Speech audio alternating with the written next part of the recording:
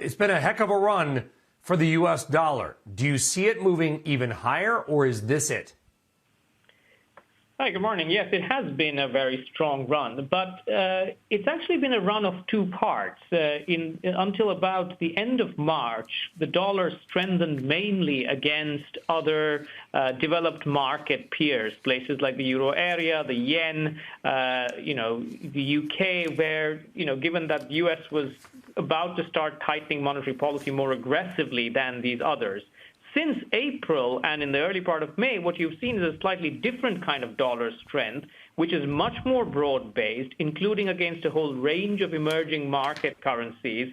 And that's coincided with more fears about a recession or a slowdown in the global economy. And, China has been part of now this dollar move as well. The CNY has weakened quite considerably. So, yes, while it's been a very strong run, it's come in two different flavors.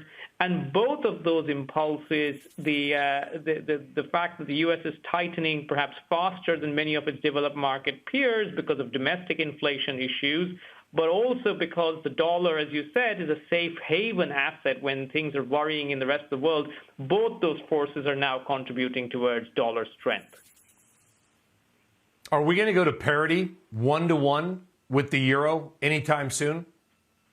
Look, parity at the end of the day is just a number. And it is a case that if you continue to see the U.S. tighten policy faster than the euro area is able to tighten itself and deliver, higher rates, then the dollar, from that standpoint, at least the dollar impulse will continue to be strong. And yes, you will see, further dollar strength and euro weakness, even relative to current levels.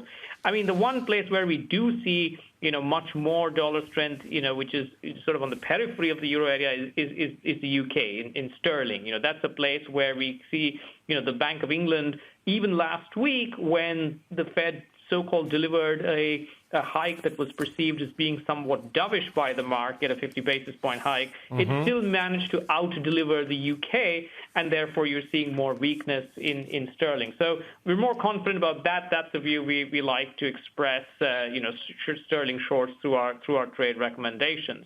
Beyond that, I think a lot will depend on today's CPI release in the U.S. If there is a clearer sign that there is a peak in U.S. inflation, that you're sort of seeing the highs and that those highs are then behind us, that is the kind of news or development that you need to see to finally start putting a brake or slowing the pace in the strength of the greenback. Yeah.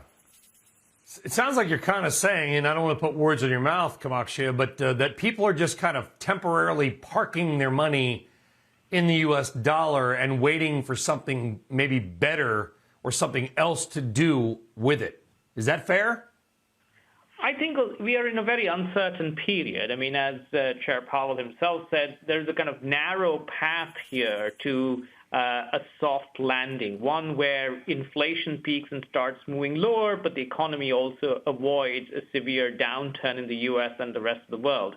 And if we can, get to that narrow path, then absolutely. I think there are going to be other more interesting, higher-yielding cyclical assets and cyclical currencies, be that things like the Canadian dollar or emerging market currencies, which are going to be much more interesting to investors.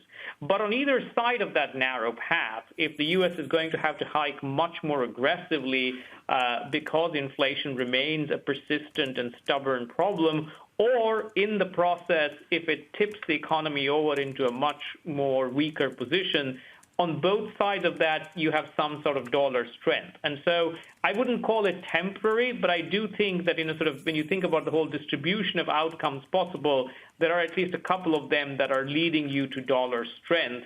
But I think if you get to that sort of narrow path, that's going to be the way that you see this dollar strength start to abate, and then, seeing some of the other more cyclical currencies do better. Yeah.